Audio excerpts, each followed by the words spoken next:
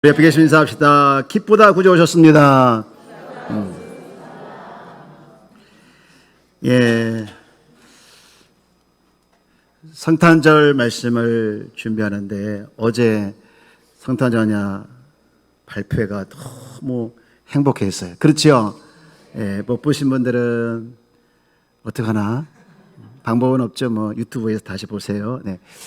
한 분 한 분이 정말 정성껏 준비를 했던 그 모습들이 너무나도 기억에 남았던 그런 시간이었어요. 문득 이제 이런저런 행사들을 보고 또 성탄절을 앞에 두고 제가 한 25년 넘은 것 같아요. 전도사 시절에 우리 집에 담임 목사님이 신방을 온다고 하셨어요. 제가 그때 살았던 곳이 구로동에 살았는데 상가 건물 3층인가 2층인가 막 그랬던 것 같아요. 예, 그래서 그 상가 안에 여러 세대, 한 층에 무려 7, 8세가 살았던 것 같아요. 그 세대 안에 제가 첫 번째 집에 살았는데요, 한 칸에. 근데 그 집에 온다고 하니까 얼마나 송구합니까? 그래서 정말 제가 어떻게 하나 하다가 청소해야겠다. 그래서 집을 너무 열심히 청소를 했어요. 그런데 계단을 보니까 마음에 안 들어요. 그래도 계단을 열심히 청소를 했어요. 그리고 청소해도 마음에 안 들어서 물을 다시 다 뿌리고 그렇게 청소를 열심히 하니까 그때야 조금 마음이 들더라고요. 제가 그렇게 왜 열심히 집안 청소를 하고 또 계단을 청소하고 물 청소를 했을까요? 목사님 오셔서 그래요. 목사님 오셔서 그런데 그 목사님이 그냥 오는 것 같이 느껴지는 것이 아니라 그 목사님이 꼭 우리 집에 주님이 오는 것 같아요. 주님이 오는 것 같은 마음이 막 들고 그래서 제가 신방을 기다리면서 주님을 기다리는 것 같더라고요. 그런데요, 그 신방 시간이 신방 맞는 그 시간이 얼마나 은혜가 되는지 몰라요. 주님을 기다리고 또 주님이 오신 것 같은 그런 마음을 가지고 신방을 받으니까요, 그 자체가 행복이었고 그 자체가 저한테는 꼭 천국 같은 시간이었어요. 찬송 한 절이 그렇게 마음에 와 닿고 말씀 한 절이 그렇게 제 마음을 찔렸고 그래서 평생 잊지 못할 그런 신방의 시간이 바로 그날이었던 것 같아요. 우리 교회도 이제 3월 달부터 대신방을 하는데 그런 마음을 좀 회복해서 신방을 맞이하고 준비했으면 좋겠다, 그런 생각을 잠깐 해봤어요. 성경을 보면 예수님이 오는 걸 거부했던 사람이 있더라고요. 누구냐면요, 백부장이었어요. 누가복음 7장 6절에 보니까 예수님께서 오신다고 하니 이렇게 말하죠. 맨 끝에 말씀을 읽어볼까요? 시작. 내 집에 들어오심을 나는 감당하지 못하겠나이다. 예수님 시대에 예수님이 오겠다는 것은 기적이거든요. 어제 말씀을 봤던 것처럼 삭개오도 자기 집에 가겠다니 너무나도 기뻐서 출고했잖아요. 그런데 오는 걸 거부하는 거예요. 물론 이제 오시지 않고 말씀만 해도 우리 집에 있는 종이 나을 걸 믿기 때문에 그런 믿음을 가지고 이렇게 오시지 말라고 말씀을 했지만, 여러분, 주님의 찾아오심은 우리 삶 가운데 최고의 기적이고 최고의 축복인 줄 믿습니다. 오늘 그 주님이 찾아오신 날, 오늘 바로 이 날 성탄절이죠. 하늘 영광을 버리시고 낮고 낮은 곳에 정말 당신의 백성들을 위해서 이제 오셨던 이 날이 바로 오늘 성탄절인데요. 오늘 이 성탄절 맞아서 우리가 꼭 기억할 한마디, 핵심의 한마디가 있는데 그것은 뭐냐? 예수님이 인간이 되셨다라는 거예요. 잘 한번 따라서 볼까요? 예수님이 인간이 되셨다. 네, 신이신 하나님께서 정말 인간이 되신 것이죠. 예, 우리가 맞이하는 이 성탄절은 인간의 몸을 입고 나타나신 하나님의 자기 드러내심이나 이렇게 볼 수도 있습니다. 여러분, 그래서 이 날을 우리가 최고의 감사를 드리는 날이 되어야 되겠죠. 우리가 성탄절 맞이하면 예수님 생일이라고 하지 않습니까? 예, 우리가 친구들 생일을 맞이하거나 부모 생일을 맞이할 때 기쁨의 감사를 하지 않습니까? 예, 마찬가지로 우리가 최고의 높으신 분이 우리 가운데 오신 그 하나에 우리가 깊이 감사하며 영광을 돌리는 날이 되어야 될 줄 믿습니다. 제가 이제 성탄 감사헌금을 이렇게 이제 준비를 하면서 성탄이란 말에 울컥했어요. 주님이 탄생하심을, 그 탄생하심이 그 나에게 다가오심에 대해서 너무나도 크게 와 닿으니 너무나도 기쁘더라. 그래서 나도 노래 울컥했던 그런 잠깐의 시간을 가졌는데요. 어느 책에 보니까 예수님의 탄생에 대해서, 오심에 대해서 감사도 해야 되지만 죄송한 마음을 가져야 된다는 거예요. 우리가 늘 감사 영광 하는데 무슨 죄송이냐. 그랬더니 그 책을 보니까 하나님이신 예수님께서 이 땅에 내려오신 것은 그분의 본성에 맞지 않다는 거예요. 예, 그분 높고는 하늘에서 영광 받으시고 하늘 보좌 앉아서 계시는데 인간의 몸을 입고 인간을 구원하기 위해서 이 땅에 내려오신 그 자체는 있을 수 없다는 것이죠. 그럴 수 있었던 이유는 단 하나, 바로 하나님의 사랑이고 자기 백성을 구원하시기 위한 하나님의 뜻이었기 때문에 그렇다는 것이죠. 그래서 오심에 대해서 감사하지만 오실 수밖에 없는 그분에 대해서 우리가 죄송한 마음을 갖는 것, 이것이 또한 성탄절에 포함할 내용이라는 거예요. 깊이 공감하게 되었습니다. 여러분, 하나님께 찬양과 영광을 올려야 되는 것도 맞지만 나를 위해서 오심에 대해서, 올 수밖에 없는 그분에 대해서 우리가 또한 죄송한 마음을 가지고 그분을 닮아가며 그분에게 영광 돌릴 뿐만 아니라 또 그분을 믿도록 우리가 살아내는 삶을 살아가는 것이 우리의 삶이라고 생각을 하게 되어집니다. 오늘 예수님께서 이 땅에 오신 이유는 우리가 잘 알고 있죠. 근데 어떤 모습을 가지고 오셨나? 무슨 직분을 가지고 오셨는가? 세 가지 직분을 가지고 오셨어요. 세 가지 직분은요, 뭐냐면요, 왕이시고 또 선지자로서 또는 제사장으로 오셨습니다. 잠깐만 살펴보게 되어지면 예수님께서 이 땅에 오신 모습은 첫 번째 왕으로 오셨죠. 예, 요한복음 17장 2절 말씀에 보니까 이런 말씀을 하고 있는데 우리 다 한번 읽어볼까요? 시작. 아버지께서 아들에게 주신 모든 사람에게 영생을 주게 하시려고 만민을 다스리는 권세를 아들에게 주셨음이로소이다. 아멘.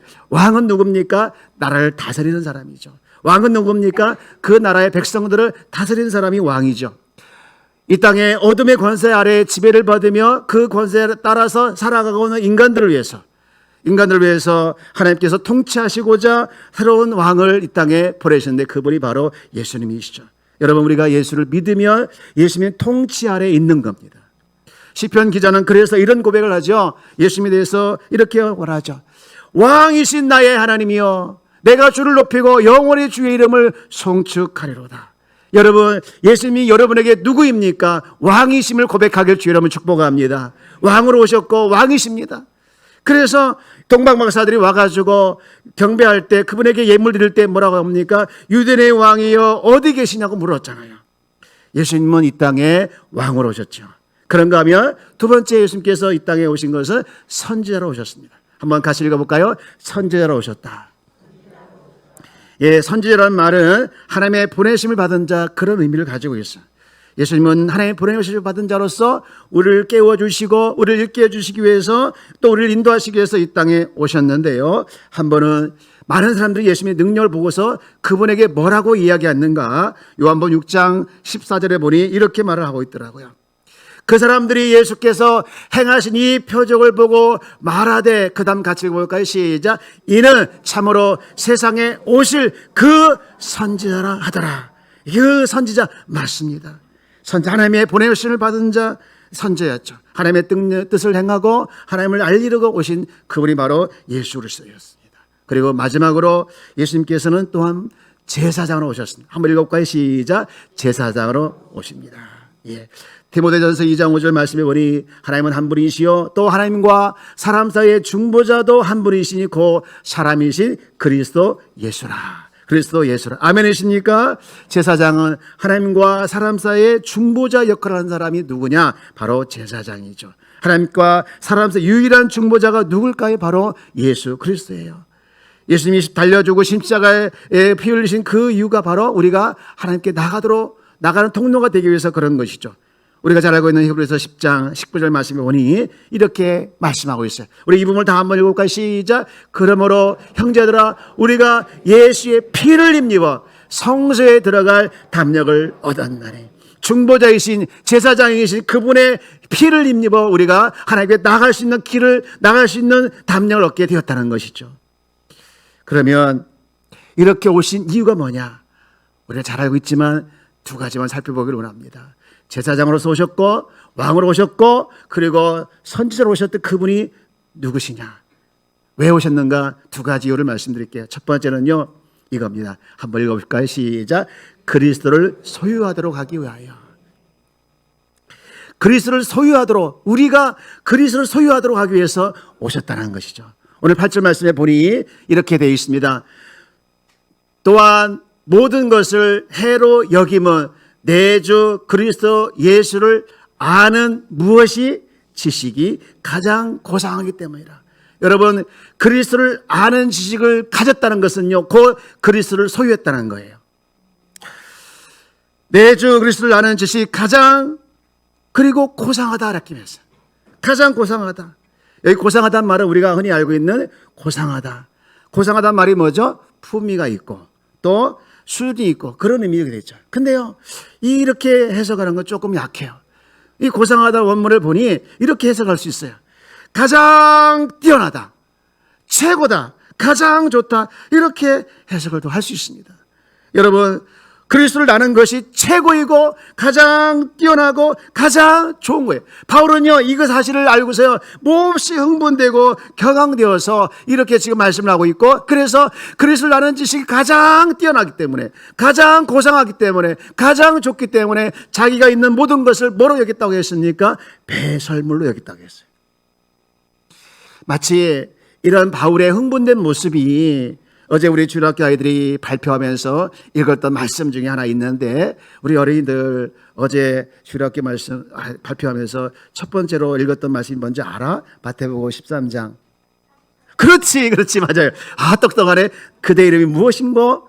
은솔이죠. 네. 자, 여러분 마태복음 13장 44절 말씀을 한번 읽어볼까요? 시작. 천국은 마치 밭에 감추인 보화와 같으니 사람이 이를 발견한 후 숨겨두고 기뻐하며 돌아가서 자기의 소유를 다 팔아 그 밭을 사느니라. 아멘. 여러분, 이 사람이 요즘 말하면 일용직 노동자를 의미합니다.